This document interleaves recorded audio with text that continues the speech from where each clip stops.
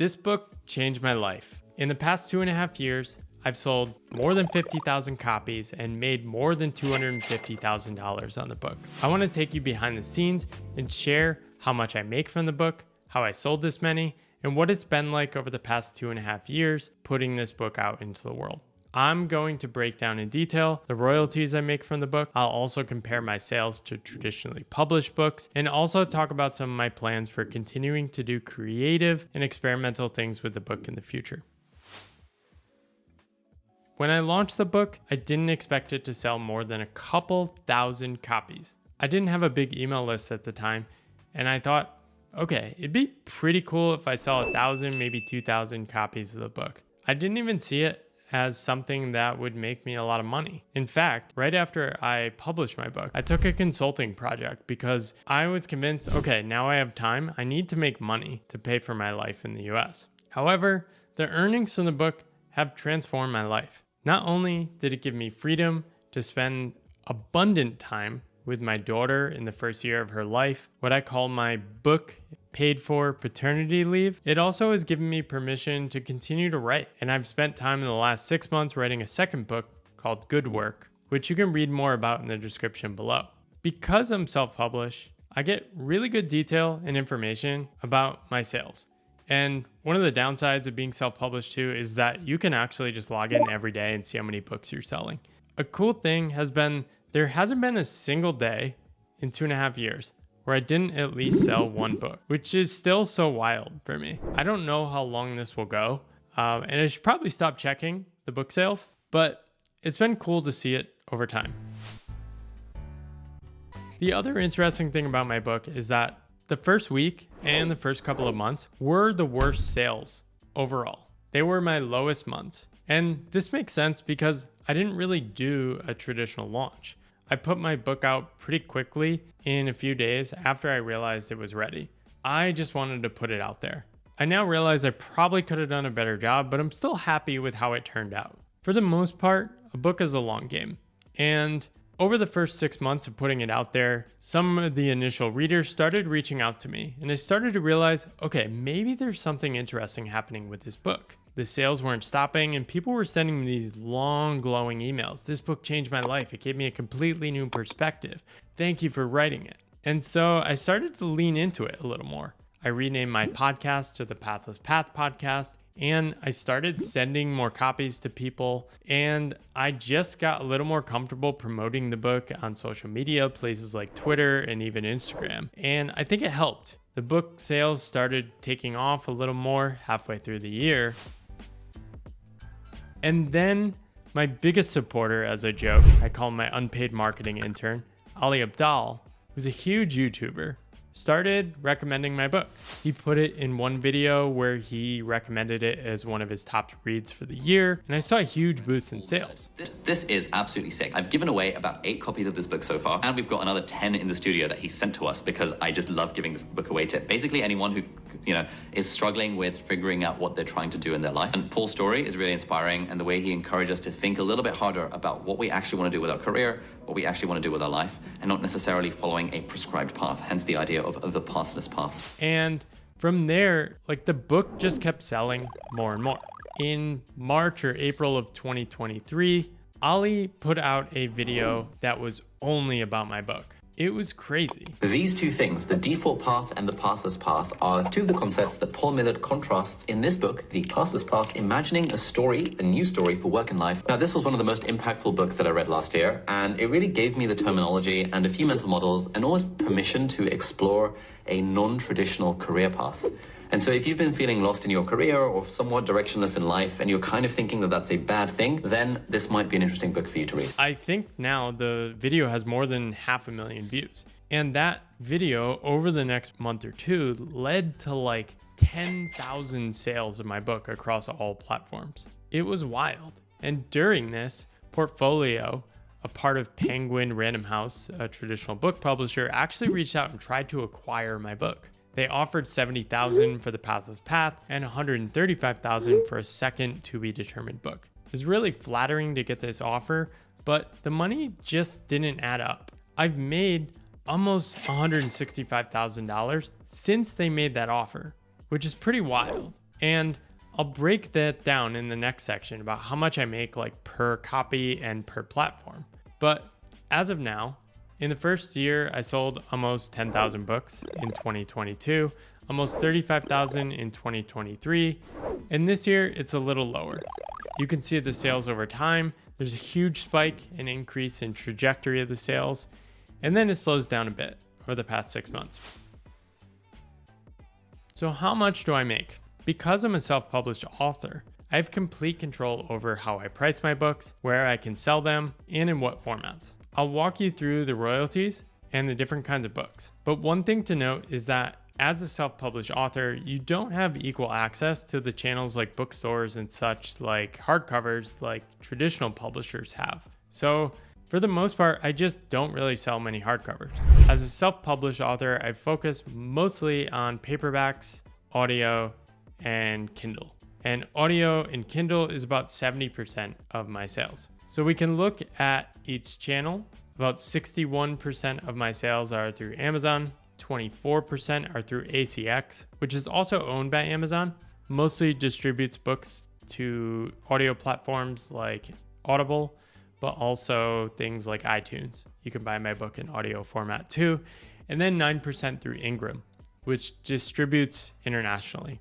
Then finally, about 6% of my sales are through Gumroad and also things like iBooks and Google Play that are a little smaller.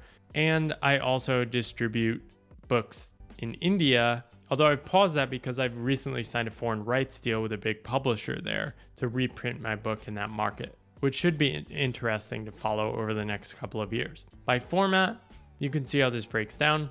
Kindle books make about $3.72 per book. Audiobooks make about $3.87 a book, and Amazon paperbacks make about $7.79 a book. Hardcovers, though I don't sell a lot of them, make closer to $8 a book, and the other formats, as you can see, are about $3 to $8 a book. The Indian distribution, I pretty much was doing that at cost. I distributed through a self-publishing platform called Pothi at first, and then through a hybrid publisher called Think Tank Books, which was distributing my book through bookstores as well, before I shut that down and sold the rights to a foreign publisher. Overall, if I don't count the Indian books, which I was selling at cost, I make about $4.93 per book, or about $5 per book. Adding this up, I've sold about 50,746 books in the middle of June 2024 as I'm making this video, and that's made about $241,785 in royalties, which is pretty amazing because I actually didn't spend that much on the costs of the book. Overall, before I published the book, I spent less than $10,000 on editing, design, covers, formatting, all of that. I've since spent maybe another $10,000 in ads, but that's really it. And then my biggest expense is buying and gifting the book, which is one of my favorite things to do.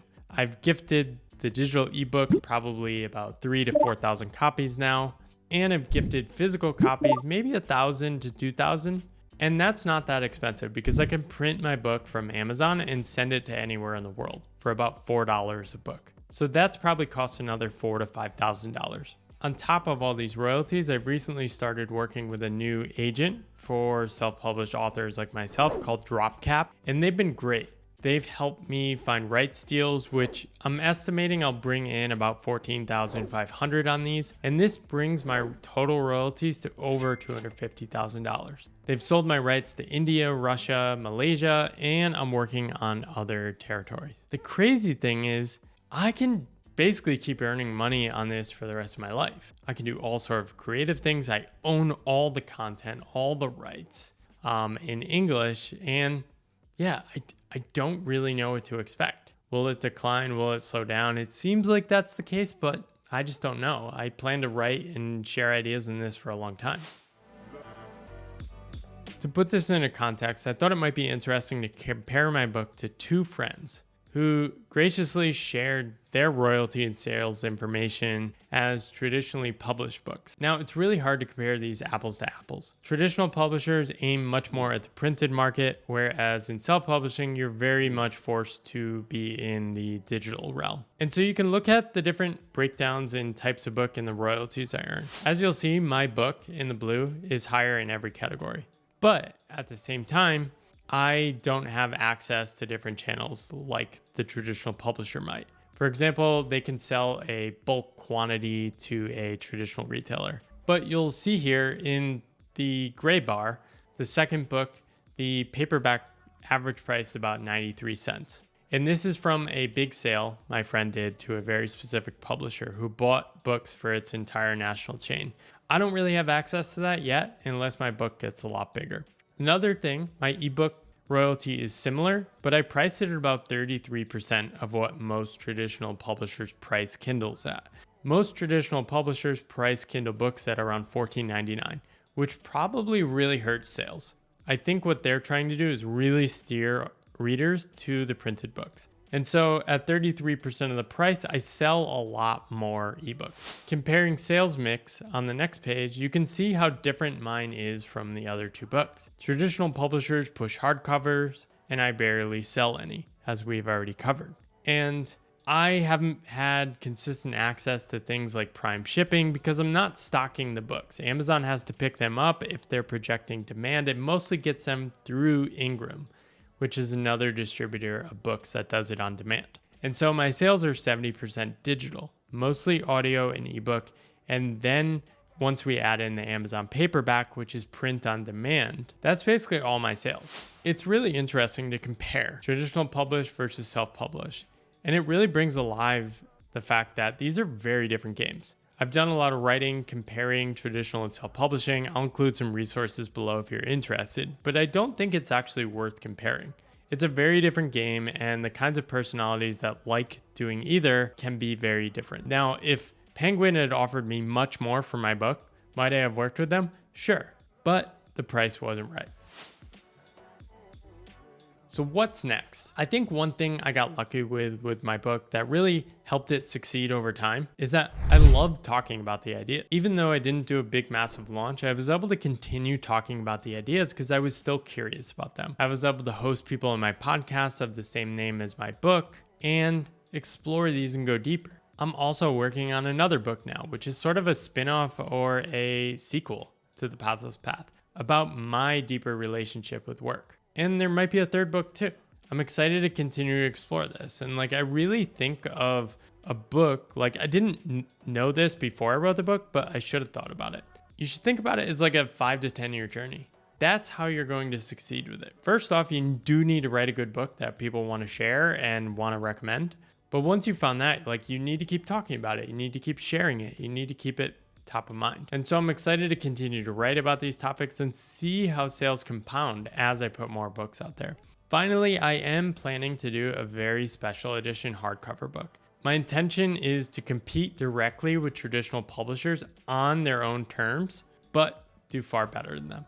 Inspired by people like Ryan Holiday and Brandon Sanderson, who've created really unique hardcover books, I'm going to do the same. And so look for more information about that over the next year. Overall, this has been an amazing journey. I'm blown away that I sold 50,000 books. If you had told me 5 years ago that I'd make nearly $250,000 from a book that I love working on, I don't know if I would have been able to process the information. Most of all, if you've read my book and you've supported it in any way, I just want to thank you.